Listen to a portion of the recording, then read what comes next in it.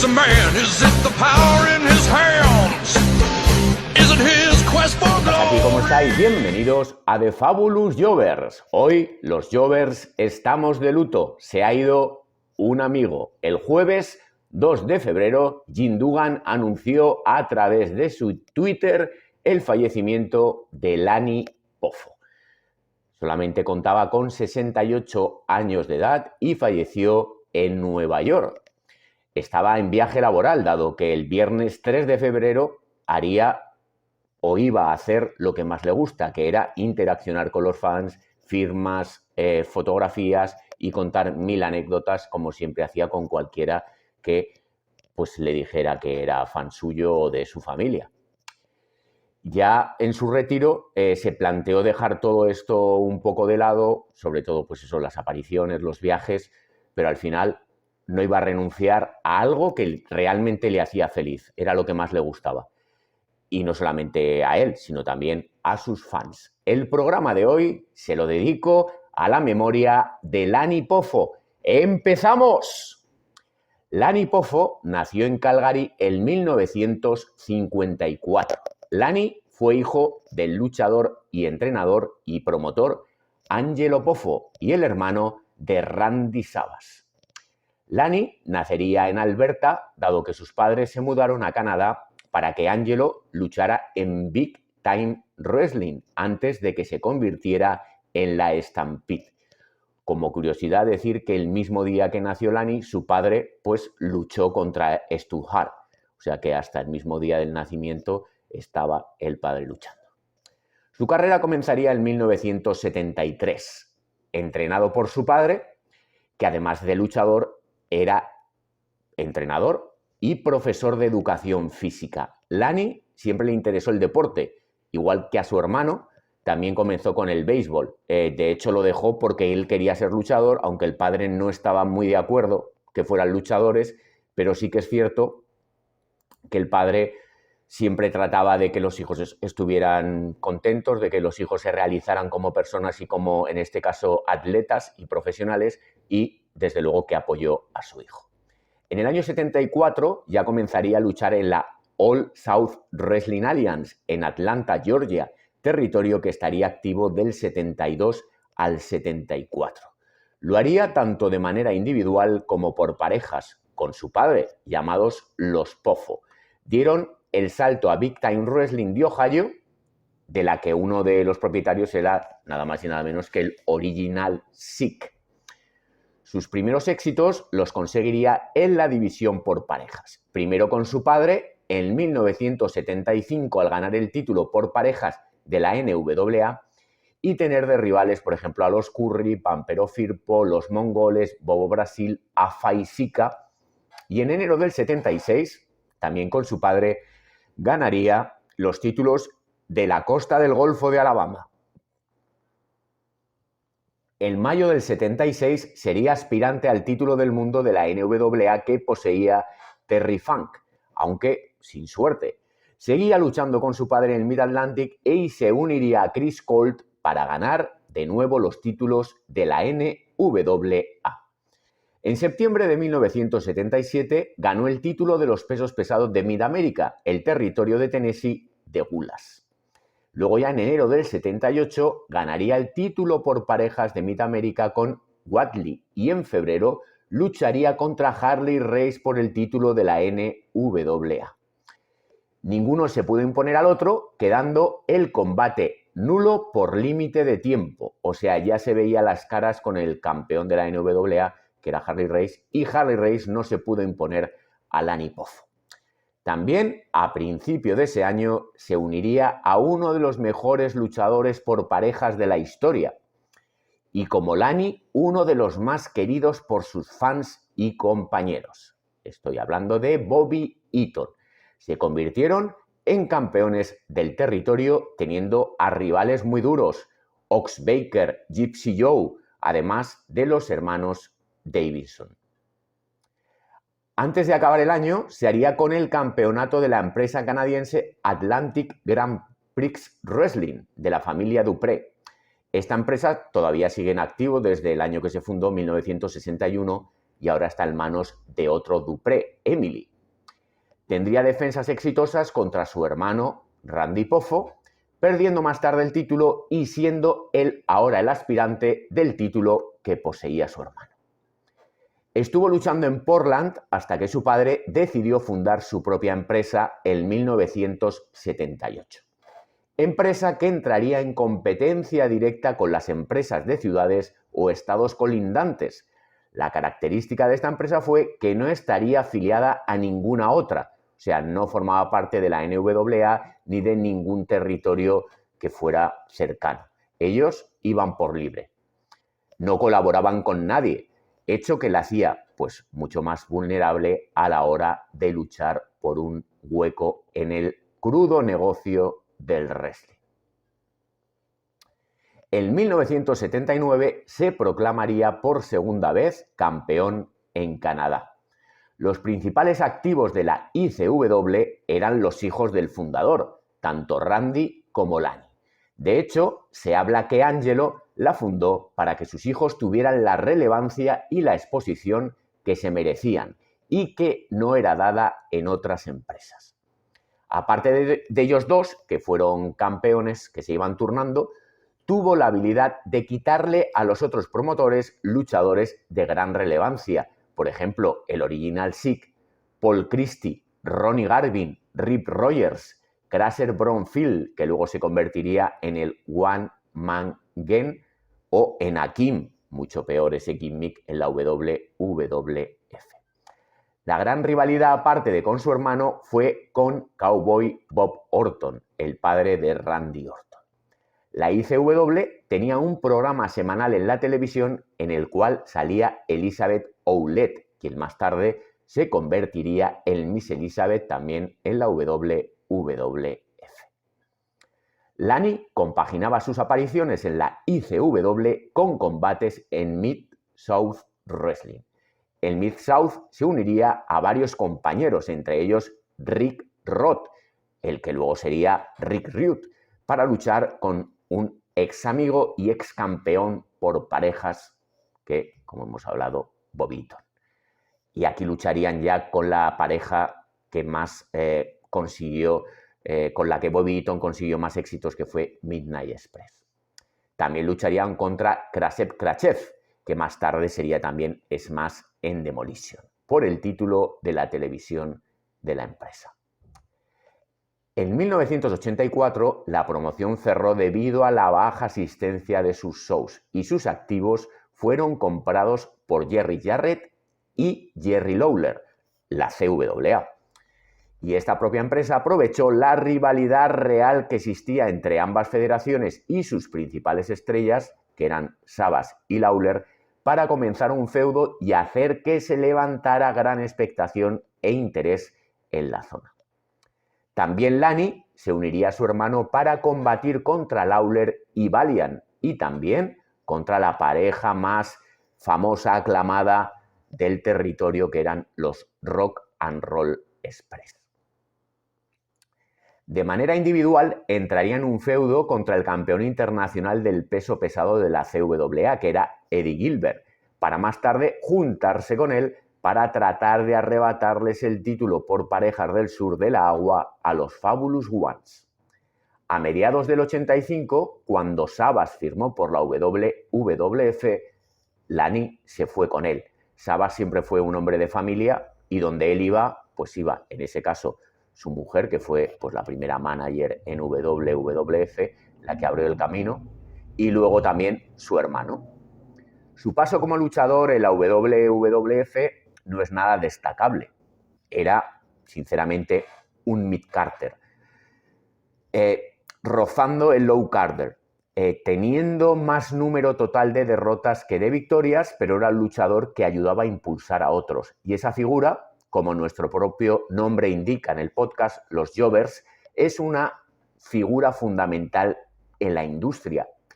Pero él no era, si lo catalogamos de jobber o joveaba en la WWF, no era un perdedor al uso, porque luchaba. No era estos que eran aplastados por su rival, sino que él pues le respondía, hacía su lucha, entonces perdía, pero no era humillado, por decirlo de alguna manera. también se dice que hizo el primer moonsault en la WWF. Su mejor año como luchador llegaría en el año 89 dentro de la empresa de McMahon, año que entablaría una relación de manager con Mr. Perfect y también se volvería heel porque él comenzó como Leaping Lenin en la WWF y luego en el 89 se volvió el genio. En ese momento, Mr. Perfect era un serio aspirante al título de los pesos pesados que poseía Hogan. Venía de haber sido campeón de la agua, con gran reputación de la familia Hennig y además un gran luchador.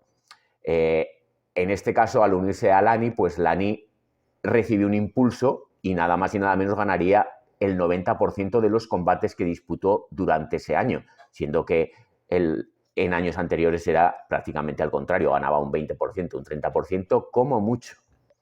Incluso enganchó una racha de victorias invictas desde enero hasta agosto prácticamente.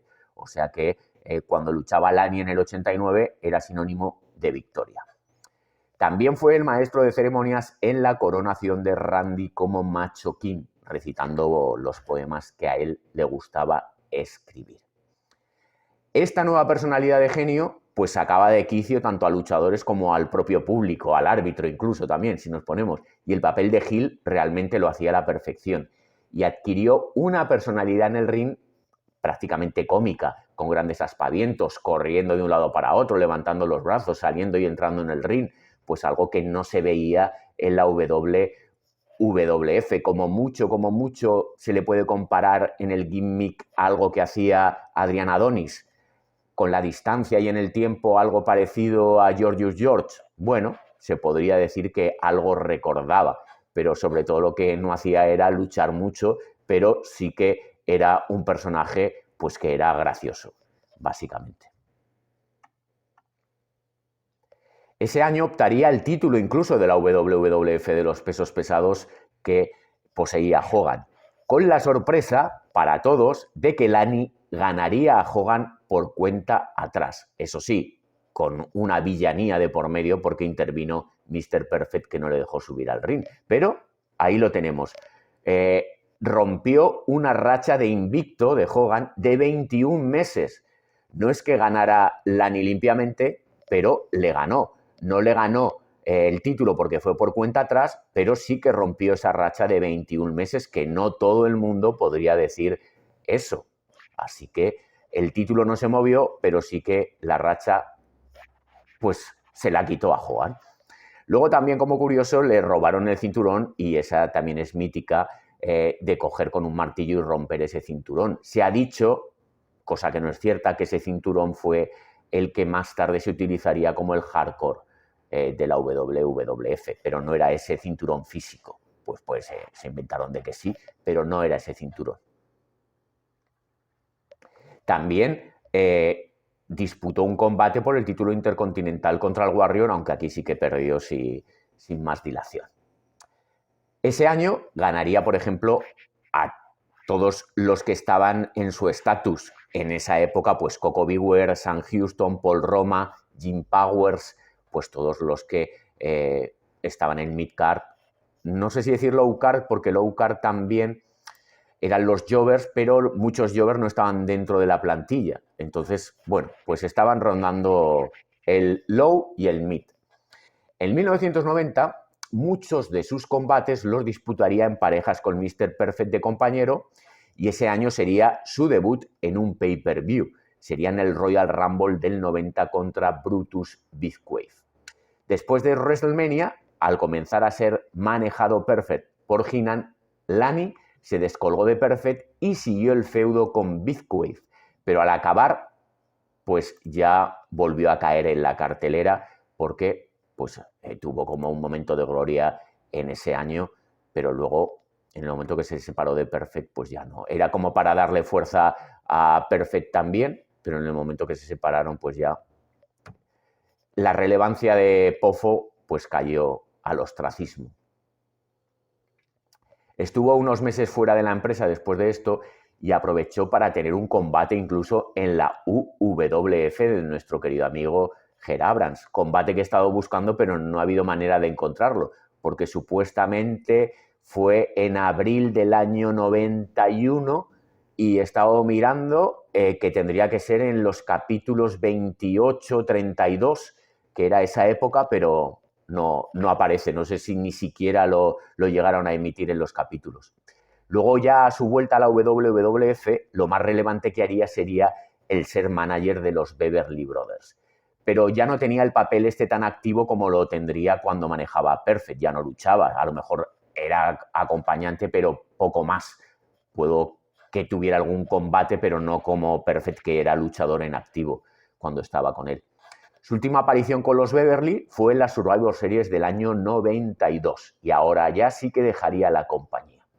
A principios del 93 lucharía en circuitos independientes y en Alemania, sobre todo contra ex compañeros de la empresa de Vince McMahon. En el año 94 volvió a la WWF, aunque solo disputaría pues 3 combates sueltos y ya sí que sería lo último que haría en la WWF. Cuando Randy Savas, evidente y obviamente, fichó por la WCW, negoció un contrato de 5 años para su hermano. Y a pesar de que tenían el personaje que quería que desarrollara al comprarle los derechos a la familia de Georgius George, nunca fue utilizado ese personaje y esa idea que tenía Savas para su hermano. Aunque es cierto que se le pagaba religiosamente todos los meses. Todos los meses entraba el cheque para Lani de parte de la WCW. También, desde mi punto de vista, pero del descontrol que había en esa época en la WCW, no hubiera estado mal que Lani hubiera estado, aunque hubiera sido pues para apoyo detrás de las cámaras, Rod Allen, cualquier cosa, porque llevaba toda la vida en la lucha libre, era un tío muy querido y muy apreciado por todo el mundo y seguro que sumaba a todo ese descontrol. Pero bueno, él estaba en su casa recibiendo el cheque, tampoco se quejaría. Dice que en más de una ocasión llamó a oficinas centrales, pero que nunca le devolvía la llamada. Así que mira, estoy 5 años en mi casa recibiendo mi sueldo sin hacer nada y ya está. ¿Qué quieres que haga si no cuentan conmigo? Pues cobrar y vivir la vida. En el año 2005 reaparecería de nuevo y de forma puntual lo ha ido haciendo en diferentes países y empresas, siendo enero del 2020 la última vez que lo haría. A partir de entonces buscaba un lugar donde retirarse a vivir su jubilación. Él quería optar por un país de América del Sur, pero necesitaba encontrar un sitio en el que él se encontrara cómodo. Barajó diferentes países, pero al final Ecuador fue el país elegido. Un país tranquilo, en una ciudad, Manta, que tenía un clima tropical todo el año, o que tiene, de 21 a 27 grados. Y valga el mal chiste, pero si va a Manta, ¿cómo va a tener frío, no? Bueno, aunque podría haberse venido aquí a Gran Canaria, que lo hubiéramos recibido con los brazos abiertos, porque más o menos, aunque ahora estamos teniendo frío, estamos ahora más o menos a 18 grados y por la noche a unos 15. Pero bueno, luego durante el día ya subimos a los 22, que es el periodo ahora de invierno, de enero a marzo, que suele ser aquí en Gran Canaria, pero el resto del año, pues ya sabéis qué temperaturas tenemos. Hay gente, en cuanto hay sol, están bañándose en la playa, o sea que aquí muchas veces la temperatura, tenemos frío por la humedad y porque ya estás acostumbrado a ir en manga corta siempre. Pero aquí también hubiera disfrutado de un clima privilegiado. Enseguida, Lani, por su carácter y a pesar de no hablar español al principio, se hizo grandes amigos en Ecuador y se establecería en una casa, que además desde la ventana podía escuchar y ver el mar, en una zona privada, que además tenía un acceso a la playa que no podía acceder todo el mundo, sino los propietarios de esas viviendas. Esto ocurriría en plena pandemia, entonces él pasó la pandemia en Ecuador y lo que sí que quería era visitar más países, ya que estaba en Sudamérica, pues quería ir a Uruguay, a Chile, a Argentina y seguir viajando, que era pues lo que a él le gustaba también y lo que le permitiera su salud, que de hecho era muy buena hasta ahora, vamos. Estamos esperando cuál ha sido la causa de la muerte, porque ha sido un shock para todo el mundo, porque él era muy activo en redes, últimamente estaba volviendo a coger lo que le ofrecían de firma de autógrafos y apariciones, había estado en Alemania hace poco, entonces era una persona que siempre le gustaba el contacto con la gente y había perdido mucho peso, estaba llevando dieta. Él decía, mira, he perdido tanto peso desde que estoy aquí. Pues le gustaba pues bajar al mercado a comprar sus frutas, sus verduras, interaccionar con la gente, hablar con ellos. O sea que a pesar de que no hablaba muy bien español, sí que se integró muy bien con la gente, y porque la gente, según decía él, de Ecuador es gente muy abierta. También, por ejemplo, nada más llegar, cuando compró la propiedad que tiene, también compró otra para alquilarla, pues para tener ahí siempre una fuente de ingresos y vivir incluso más tranquilo. No sé muy bien en el tema de la herencia del hermano cuánto le llegaría a Lani, si le llegó, porque se casó Randy los últimos años de su vida, pues se casó con una antigua novia del instituto, una antigua amiga de la familia, y no sé si a Lani le correspondería algo de la herencia de Sabas, que se dice que era bastante, porque Sabas era muy ahorrador. Entonces, parte de, no lo sé si tenía dinero de Sabas, pero él tampoco creo que fuera muy gastador, y lo que sí que hacía era invertir y no derrochar el dinero. Entonces, con los propios que le vendieron pues las casas que compró en Ecuador, pues hizo muy buena amistad, y él se encargaba también de agente inmobiliario para atraer pues clientes de Estados Unidos, sobre todo recomendados por la buena vida que él estaba teniendo en Manta, en Ecuador. Ahí también era otra fuente de ingresos, o sea que siempre estaba recibiendo ingresos por su trabajo. Lani fue un hombre generoso con su tiempo, dado que siempre lo tenía para sus fans y para sus amigos. De talante conciliador, no le importó estar entre Hogan y su hermano, incluso llevándole la contraria a Randy a favor de Hogan. Cuando Sabas sacó ese disco de rap, le dijo que escribiera una canción en contra de Hulk Hogan, y Randy, y Lani dijo que no, porque él se llevaba muy bien con el señor Hogan, que además lo de que le ganara siendo campeón, él lo llevaba en el corazón, y eso pues es algo que siempre se lo valoró a Hogan por cómo lo hicieron, y entonces él no quería que esa relación pues se viera afectada por eso. Entonces lo que sí que hizo Lani fue componer la canción en honor y en homenaje a Mr. Perfect, que también cantó pues Randy Savage. Yo empecé a tener cierta relación con Lani a través de Facebook al principio, cuando todos los años él me felicitaba para mi cumpleaños y yo le devolvía la felicitación. Luego ya, aparte de eso, pues ya empezamos a hablar un poco más, no solamente pues hola, ¿cómo estás?, felicitación y tal, sino que yo, cuando encontraba alguna foto, como siempre estoy buscando, pues encontraba fotos de él cuando era pequeño, con su padre, con su hermano, jugando al billar, pues le mandaba, le preguntaba, él siempre contestaba, entonces era una persona muy cercana. Y esa relación pues se vio más fortificada, por decirlo de alguna manera, cuando ya en el 2019 tuve la oportunidad de conocerlo en persona, charlar un rato con él, pues sobre todo, que supongo que él ya estaría un poco harto, pero sí, pues no vas a decirle directamente tu hermano, pues no, reconocer su labor como profesional, hablar de él pues cuando era el genio, todo eso, y luego ya evidentemente pues decirle lo de su hermano, porque para mí era el luchador con el cual yo me enganché a ver lucha libre. Yo comencé a ver lucha libre porque descubrí a Macho King Randy Savage, al heel número 1, porque yo ya era heel desde el primer día que comencé a ver lucha libre. Y sobre todo, si había que pegarse con Hogan y había que pegarse con el Warrior. Entonces, siempre del equipo de Macho King. Pues todo eso le conté, tal, todo, bueno, lo que pudimos hablar en el rato que estuvimos. También me firmó un autógrafo, porque aquí tengo un cómic autobiográfico firmado por él, pues aquí cuenta su historia, toda su vida. Además está muy bien editado, muy bien dibujado, pues aquí cuenta su historia, cómo ganaba los campeonatos, cómo le dijo a su padre que quería ser luchador, cómo le ganó a Hogan, que también está por aquí este momento, pues aquí sale también cuando peleó con Hogan, pues es un cómic bastante interesante y además firmado por Lani. Pues también uno de los momentos más emocionantes de mi vida fue esa mañana los dos momentos más emocionantes de mi vida relativos al wrestling, porque obviamente en tu vida tienes momentos más emocionantes que estos, porque si no, vaya vida más aburrida que has tenido. Pero bueno, a lo que voy. El momento más emocionante de mi vida fue hacerme una foto, conocer y estrechar la mano y hablar con Ric Flair.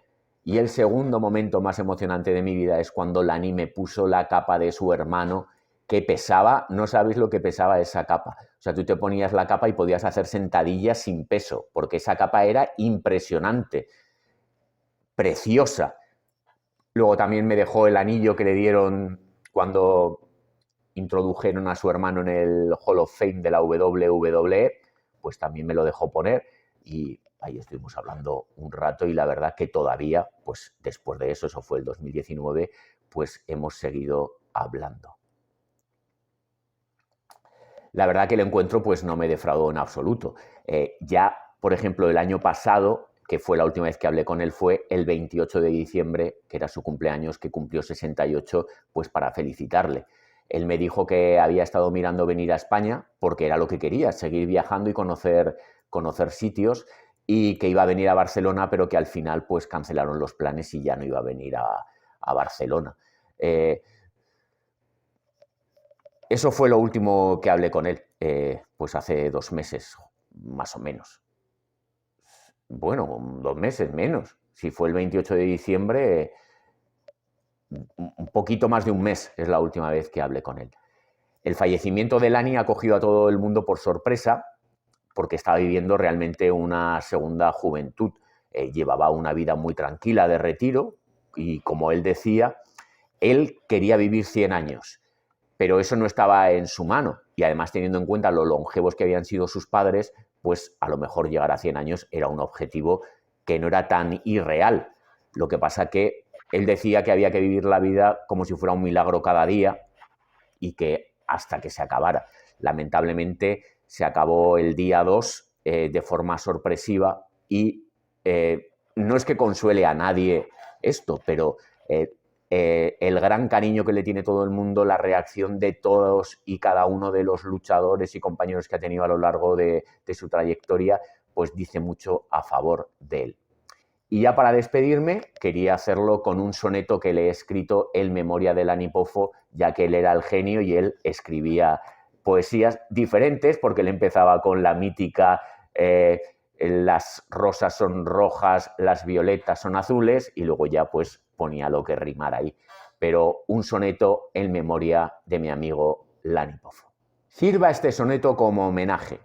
Lani, tú siempre serás recordado por tener a tus fans siempre a tu lado. Por eso te deseamos buen viaje. Seguro llevarás tu mejor traje, pero aunque yo me sienta muy apenado, reunirte con Randy me ha calmado, haciendo que todo mejor lo encaje. A tu forma de ser no poner peros, agradecido de estrechar tu mano, admirado fuiste de los primeros. Gran hijo, padre, abuelo y buen hermano.